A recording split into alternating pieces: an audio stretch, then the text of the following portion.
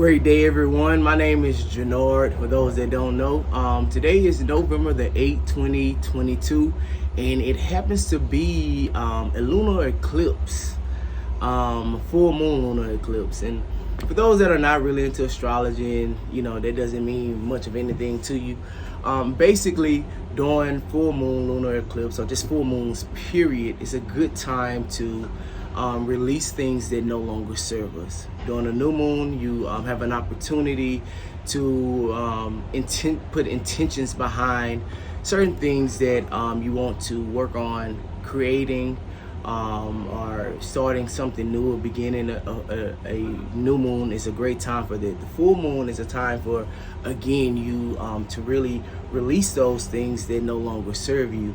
And usually I try to work on at least one thing a month, not all the time, but at least one thing a month when it comes time for the full moon that I need to release. A lot of times it comes to me very naturally. Other times it's certain things that's like, yo, you need to stop eating all of this doggone meat. And so I know it, and I just put it down like, hey, let's work on letting go a lot of these the sweets and stuff like that, just different stuff that I know I should work on. But this was one of the things that really came to me just quite naturally. I wasn't going over like, what are we going to work on releasing on this particular full moon. It just came very naturally.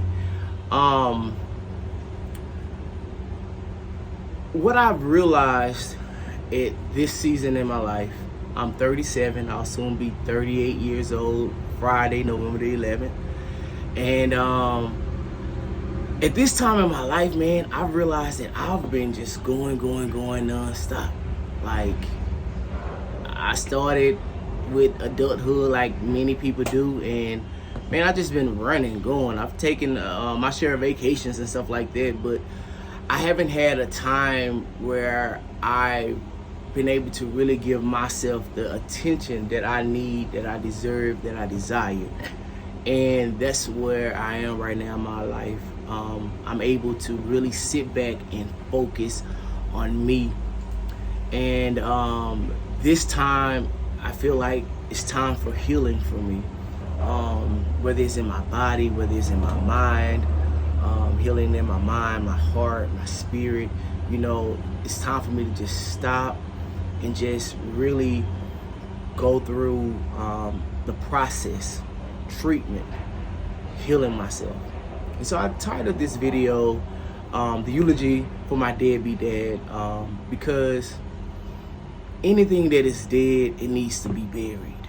And I'm a firm believer in always honoring those that have come before you, your ancestors, especially those that are worth it. So that's one of the reasons that I said eulogy, because I didn't want this this particular treatment, if you will, this moment of healing, to be about bashing my dad or dishonoring him in any kind of way. But it is nonetheless an opportunity for me to genuinely express the things that are on my heart, that are on my mind, and really just put it to rest, because you can't really live and function with the dead things around you.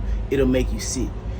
You live in a house with dead bodies laying around, eventually you will find yourself at death's door. And in order for me to heal, man, certain things I have to allow to rest. And so I don't really even feel the need to go into great detail about what exactly my hurt has been. I don't feel like it's necessary for me to go into details about the things that I feel like my father should have done or could have done. The bottom line is, with a eulogy, it is an opportunity for the person that is giving the eulogy to actually honor the individual that is being laid to rest. And so, you know, that's really what I want to do.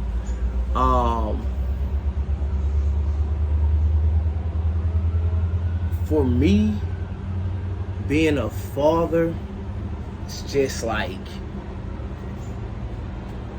top of the list thing. Like, I absolutely love being a father. I'm inspired by great fathers. You know, I inspire you to be a great father. I'm talking about like ghost dad type of father. Where if I have to father you from beyond the dead, I'm that kind of father. Like father of the bride type of father. Dad is daycare type of father. Father Abraham. Father Maya. Founding fathers. Like, you know, I'm inspired to be just a great father, the godfather, if you will, man. Like, and so for me, I've always had ideas of what I assumed the role of a father would be, just like many of us do. And that's one of the reasons I don't feel like that I have to go through great details about, you know, the things that I've struggled with my father and stuff, because we've all been hurt by someone, even if it's not necessarily our father. We've been hurt, so we know what that is like. We can all relate to it. And then many of us, period, have just actually been hurt by our fathers. And so for me,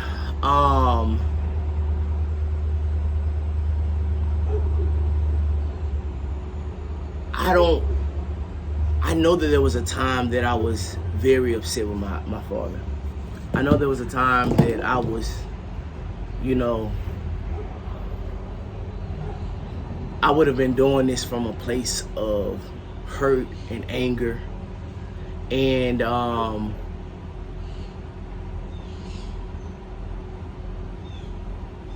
I realized in this journey, and having already started the process of healing, that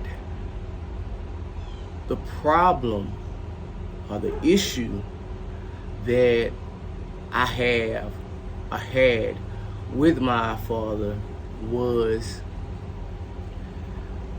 that my expectations were not being met. And that within itself is very powerful, because what I know for sure is that we all have the ability to create our own personal reality. We have source energy, spirit living on the inside of us. And even if you look at it from a scientific standpoint with quantum physics, we all have the ability to manifest our thoughts and our feelings. And so the life that I'm living and where I currently am today, it is the life that I have manifested and created for myself. So even in this situation where I can say I was hurt by my father, what I realized is that I was hurt or disappointed by my expectations not being met. And I could go down a list of those expectations and talk about how they were not met, but that's not important. The fact of the matter is I had to ask myself an honest question.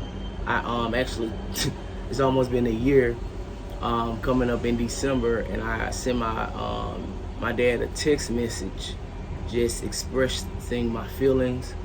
And I basically told him in the text message, like, man, just go your way, I'll go mine. I don't love you anymore.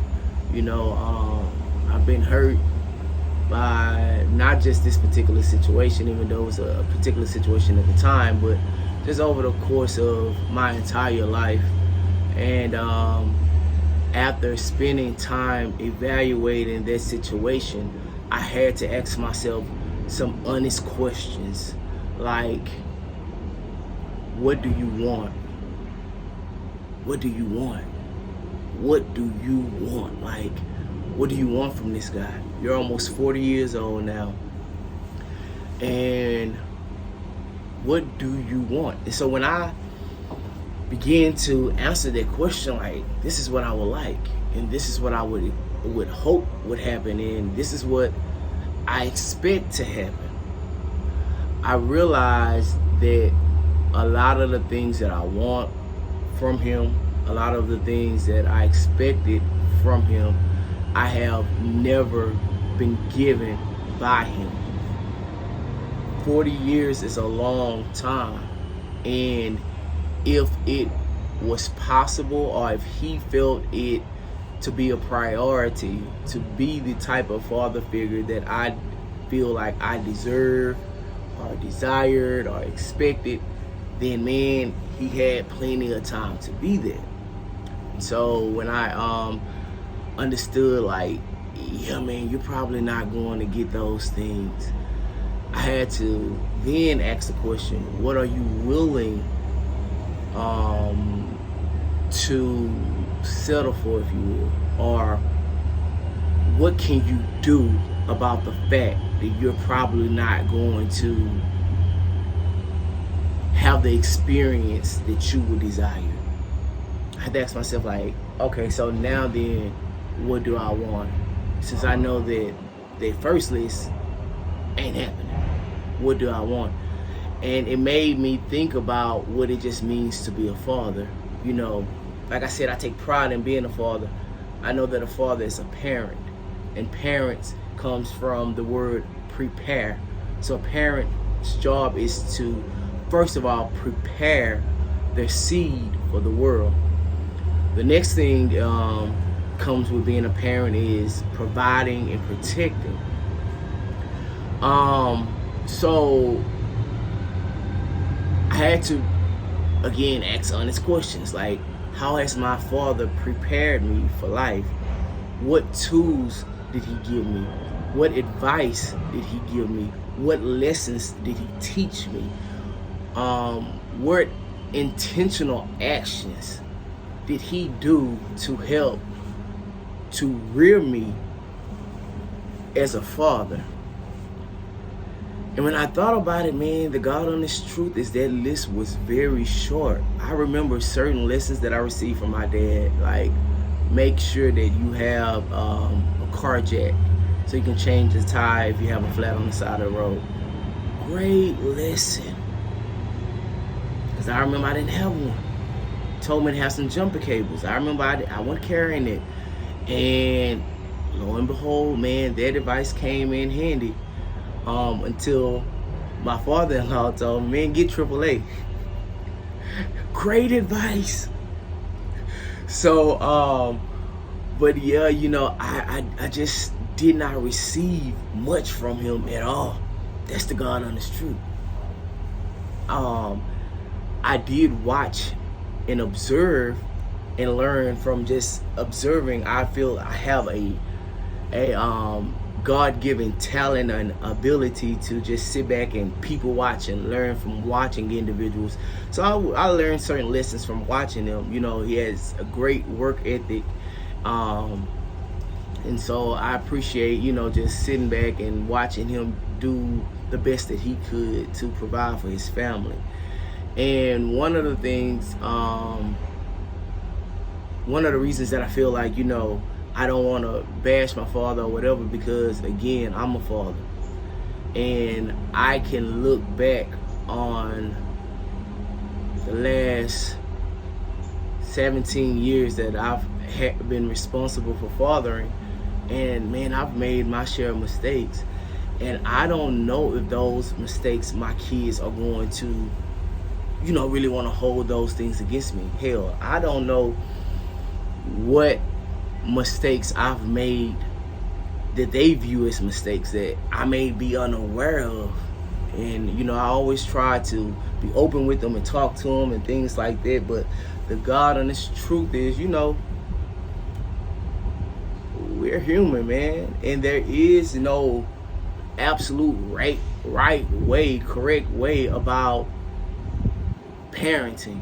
I mean, possibly there is, but the fact of the matter is, most people don't have that cheat sheet. Most people don't know, and we're all entitled to human error. And so that's why man, y'all gotta forgive me. I'm outside and these mosquitoes are starting to scratch me. Bite me, and I'm scratching. But yeah, so I don't want to hold it against them. One of the reasons I remember being 14 and I was with my cousin, and we were actually with his dad driving around, and he just began to express some of his grievances with his father. Now, this particular uncle happened to be my favorite uncle. I mean, he could do no wrong, loved him to death, and like, he was just best uncle ever, man. Love him still, even though he's gone on. Nonetheless, the experience that my cousin had with him as a father was much different than the experience that I had with him as an uncle. And I remember my cousin, beginning to, cry, just expressing himself and his feelings. And it affected me as well, because I could feel his emotions, to the point that my uncle decided, like, hey, call your dad and talk. And I'll never forget, 14 years old, calling him. I wasn't expecting it, but I just, told him a little bit about how I was feeling about our relationship. And I remember the things that he told me at that time. And, it was a time for me that honestly I was able to let go all of the bullshit. My dad apologized, said we was gonna make things better, things would be different, and for me that was all I needed, and I was really, for the most part, able to let it go. Even as I was older, I did my best to help to mend the relationship with my younger brother and my dad, because I was able to forgive him at 14 for those expectations that were not met during that time in my life. And I was, an advocate for him. And I'll never forget that conversation that we had with my brother. And how disappointed I was that even in that moment, he just couldn't take responsibility.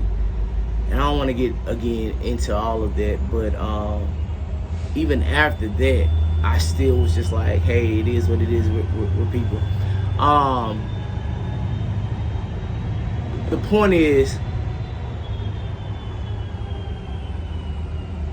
I can't hold that against him no more than I could hold against my uncle, the type of father that he was to my cousin. As a matter of fact, my father's wife has several nieces and nephews, and one of them I'm close with. We were talking one time, and I was just expressing to him, like, some of the things that I've learned being a father, and some of the things and the hurts that I've experienced from my father. And he was just telling me about how great my dad had been for him. Him not having his dad, I don't know if his dad was maybe locked up or perhaps died. I think he was locked up and then ended up being murdered, unfortunately, in jail. Bless his heart. But nonetheless, he was like, yo, your dad was, man, the father figure that I never had. And in that moment, man, I could accept it and receive it. I didn't, bash and be like, oh, well, that nigga. It wasn't nothing like that, because I had been in his shoes where I was sitting with my cousin, and he was expressing his grievances towards this guy that I thought was great. And the God honest truth, man, like, I feel like my dad, for the most part, is a good guy. Had he been my uncle, been a great uncle, been an uncle that, like, man, I'm gonna go over there and play with Uncle Andrew, play some dominoes, it would have been great. But just as a father, man, and just even seeing the way he parents his other children, seeing the efforts that he makes to be at certain things, with my his wife's family, nieces and nephews, it's just like it's been a bit disappointing, but nonetheless, I get it. It's his life. He gets to choose. He gets to choose what works for him, what's best for him, and I can't hold him to my standards. And I do believe that it is possible that one day my father and I, on the other side, perhaps in this lifetime, may be at a point where we're able to really work on a relationship. But again, for me, at this particular point in my life, I can't imagine what their relationship would be like, because I just don't have much of a desire at this point to really co-create a reality with him. I'm sure there's something that he can offer me. I just don't know what it is. Based on what he's given me, and just based on the life that he lives, it's not something that I would want to. It's not a life that I would want to live for myself. And there's no tea, no shade. Ain't no, it's a shit ton of people out here. It's a whole lot of people out here. I'm just cussing, y'all. It's a whole lot of people out here who lives that I don't want to mirror those lives. And so that's not shade or anything like that. It's not an insult. It's just that, like, yo, I don't know what you could ever offer me. I have no idea, man. Even when, like I said, we have opportunities to sit down and talk with my younger brother, and the way that situation was handled all those years ago, man, it exposed such a lack of wisdom, and it was just very, very, very disappointing. And I guess that's pretty much it. And so I'm not done with this healing process. Like I said, I've started working on healing, and I'm at a point now that I'm comfortable enough to be able to verbally express how I feel as it pertains to this particular aspect of my life. And I'm going through this healing process where I'm going to be reaching out and talking to great dads and individuals that have fathered great individuals, and just getting some advice with them. It's going to be a short little series that I'm going to do called Time with Dad, where I get to sit with great fathers, like I said, and just glean from them, get from them what I didn't get from my father. Learn from them. And let me say this also, I have been blessed to have great father figures in my life. That's why I'm able to look out sometimes and realize how detrimental systematic racism has been to the Black American community, with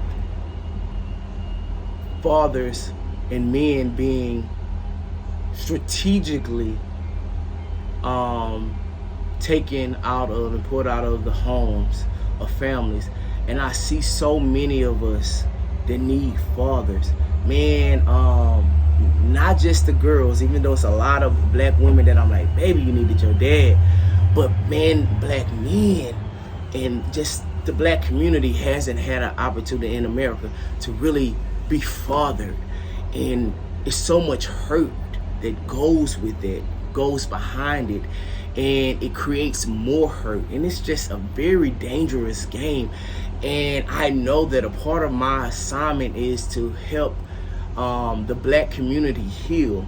And I'm healing, and I'm learning how to heal. And I want to share this with those that are aligned with this message, those that feel like, man, my dad just wasn't there, or I didn't know him, whether it was because he died, whether he was locked up in jail, or whether, he just didn't want to deal with your mother, or didn't want to deal with the responsibilities of having a child. Whatever the case may be, so many of us that are hurt, man. You can see it, y'all. There are dudes out here that get upset when a female decides that they no longer want to be with them. And that's okay to, have an emotional reaction, or to feel an emotion about someone that perhaps you want to be with not wanting to be with you. But man, they'll start attacking them, like fighting these women, because they don't want to be with them. And see, you need a father to tell you, no, man, you can't do that. You can't be out here beating up on no girl because she no longer wants to be with you. You ain't had no father. You trifling. You don't really do nothing. You're not very capable. What good, solid woman wants to be with nobody that don't have any direction? And that's not, again, shade on you. It's the truth. I'm Scorpio. I'm speaking real straightforward. So many of us are trash because we don't know our origins. And you can't expect someone to deal with you in your nothingness state and just put up with it, cheating and all of that kind of stuff, and whatever the case may be.